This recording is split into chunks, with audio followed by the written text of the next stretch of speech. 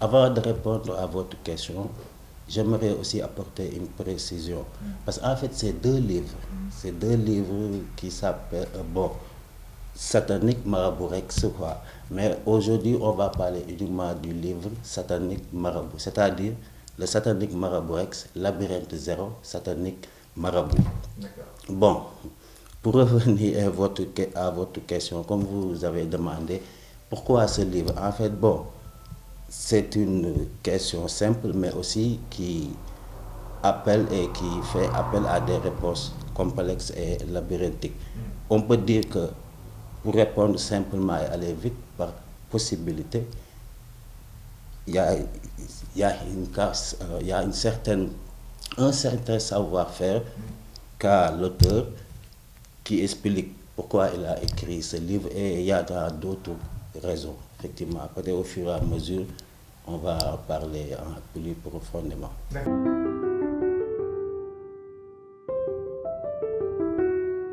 Pour en fait pouvoir comprendre cette écriture et cette forme d'écriture, il faut avoir en tête ce qu'on appelle le labyrinthe, la figure du labyrinthe, qui est une figure qui a traversé les temps et les époques. On retrouve cette figure même les, avant même la civilisation égyptienne, dans les peintures, etc. Et en Égypte, on a eu le labyrinthe qui a inspiré d'autres labyrinthes, et même le labyrinthe de Grec. On dit que le labyrinthe, c'est une construction complexe, faite de sinuosité, de tortuosité et de méandres, en fait, qui font égarer le lecteur. C'est pour faire perdre le lecteur.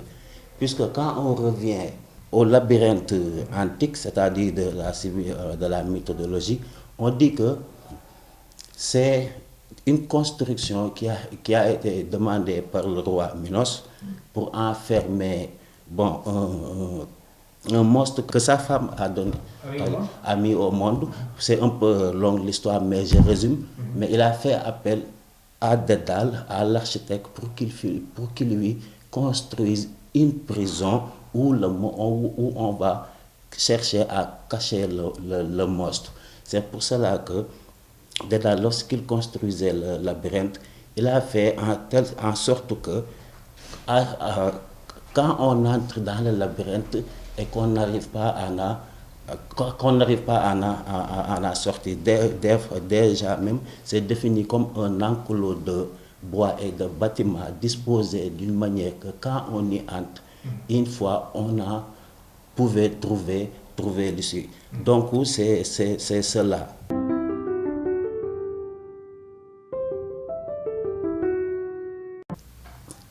C'est un livre aussi binaire, un livre autobiographique, c'est-à-dire qui parle de l'enfance, de l'adolescence et tout le parcours de deux mondes, c'est-à-dire la binarité, le 0 et le 1, qui est la binarité précisément des champs de dressage de l'école du bois et des bois de Jules Ferry à Salmaki, c'est-à-dire au moment où Jules Ferry s'était mis à l'Assemblée nationale, c'est-à-dire si je ne me trompe pas, le 28 juillet 1885, où il invitait les Occidentaux à partir en Afrique pour les civiliser.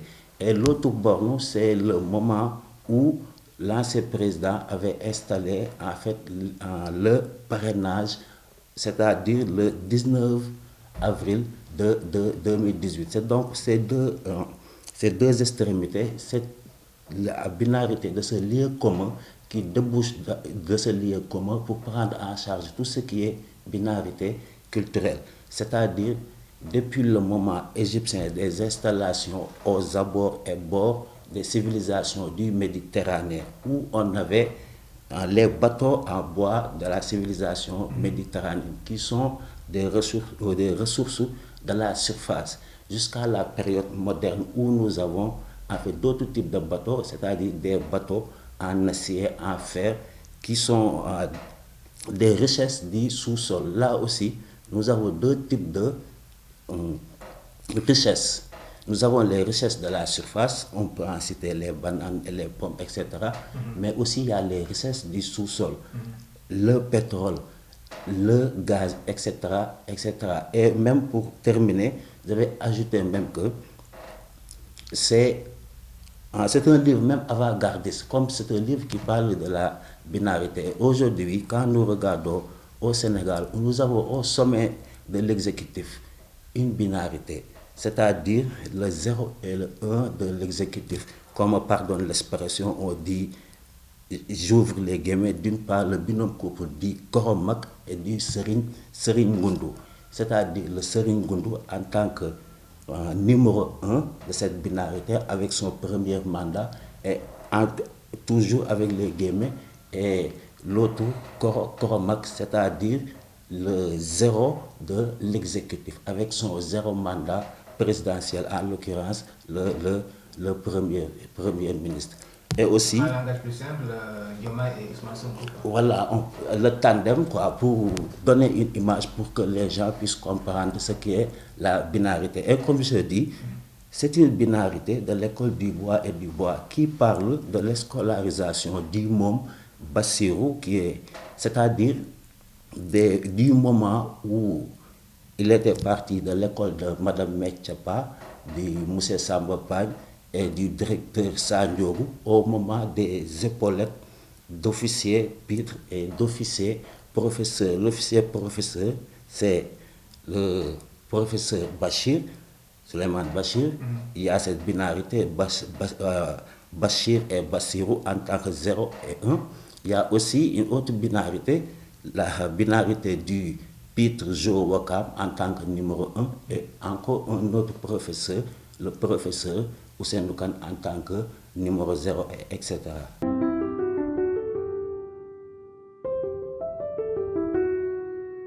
Bon, je pense que les écritures labyrinthiques, on en connaît beaucoup dans la littérature moderne, contemporaine et même la littérature ancienne et médiévale. Même au-delà même de la littérature, sur le plan culturel, il y a les labyrinthes en fait des églises en Occident. Aussi, il y a en fait d'autres formes aussi de labyrinthe. Beaucoup d'avantages à lire des livres complexes parce que ça va te rajeunir, hein, pour dire la vérité. Bon, et dire que c'est ceux qui ne lisent pas, ils ne lisent pas, et ceux qui lisent, ils lisent. Et on n'écrit pas des livres parce que la majorité des gens, ils ne vont pas acheter le livre, ils ne vont pas s'intéresser au livre. Comme on disait au début, en fait, c'est une affaire de capacité, affaire de pouvoir. Et toutes les activités humaines ne sont pas aussi populaires. On n'est pas en politique, on n'est pas en sport et on n'est pas aussi dans les chants ou les danses, quoi, en fait.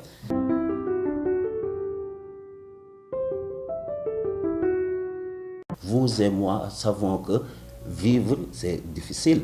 Le quotidien, c'est très difficile. Déjà, pour se réveiller et venir travailler, on est à des ruptures, on était en train de dormir et aussitôt on bascule vers l'état de veille. Et on vit les embouteillages au quotidien. Il y a toutes les difficultés de la vie que le labyrinthe essaye de représenter. Il y a même un auteur qui dit que le labyrinthe est la seule figure qui est apte à représenter la complexité du monde moderne et toute la confusion qui en découle, tout ce qui est inextricable et qu'on arrive malgré tout à s'extirper. Donc, comme on dit, la vie, il n'est pas facile et toutes les formes d'expression artistique qui cherchent à représenter la vie vont essayer de trouver des moyens pour en fait être avec l'esprit de ce qu'ils cherchent à représenter.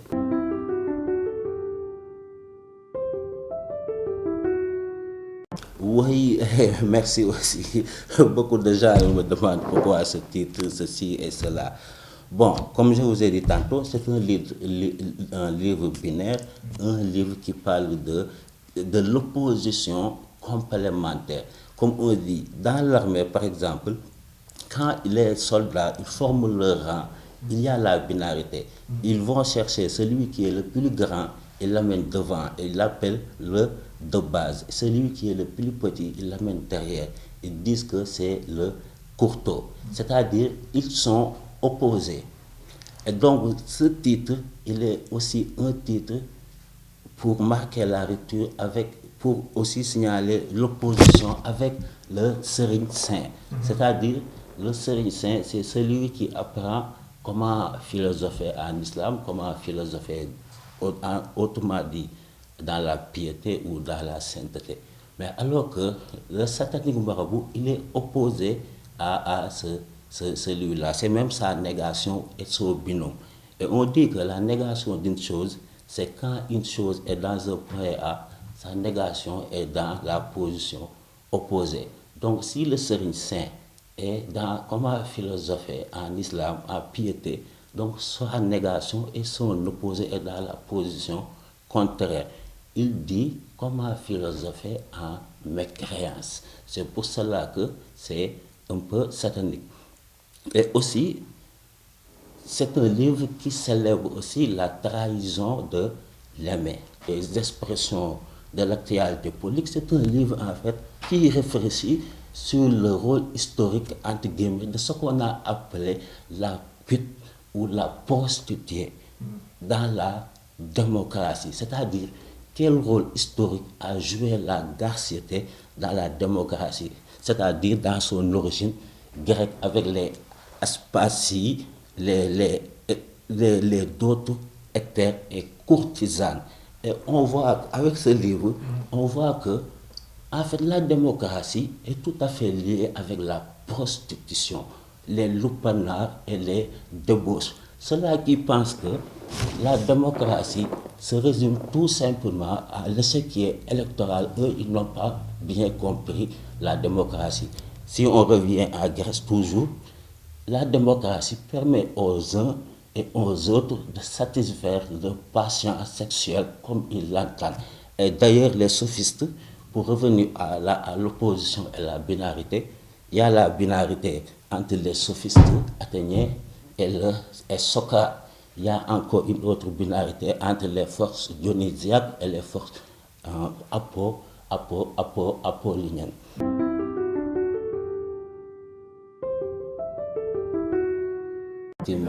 Le fil d'Ariane, quoi. C'est parce que toujours dans la mythologie, on a dit que c'est le fil d'Ariane qui a permis à l'héros grec de sortir du labyrinthe, excepté lui, d'une part, et bon, il y a d'autre part, la dimension Icare et Dédale, ça se développe dans d'autres. Voilà, un puzzle. Donc, ça va me faire rire aux autres de voir des gens qui ont dit non, ils vont lire le livre. En fait, comme je dis, il est fait pour égarer et perdre le lecteur. Les gens qui vont effectivement s'aventurer à lire ce livre et qui ne vont pas y arriver, en fait, l'auteur, il a réussi son pari. En fait, c'est pour toujours, comme je dis, les tortuosités, les sinuosités et les méandres, c'est toujours pour faire perdre le lecteur et ne pas permettre au lecteur d'aller au centre. Comme on dit, le labyrinthe aussi, c'est une figure perverse, c'est la figure apophatique. C'est-à-dire, tu veux lire, les gens, ils ont l'habitude de lire des livres où ils lisent à l'aise, il y a la syntaxe, il y a la sémantique. Alors que ce livre, il fait apparaître quelque chose, il fait apparaître il fait l'éruption de la problématique au sein du langage. Parce qu'il est fait par un attelage, une accumulation et un arrangement de mots, matériaux, marbre. En fait, juste pour en fait renverser l'ordre et l'organisation et l'orientation sémantique et syntaxique. Donc, c'est un peu pour parler avec correct, c'est un renversement de paradigme d'écriture. Là où les gens écrivent avec les règles de la sémantique et de la syntaxique, ce livre, il renverse, il ruine, il ravage la syntaxe et la sémantique.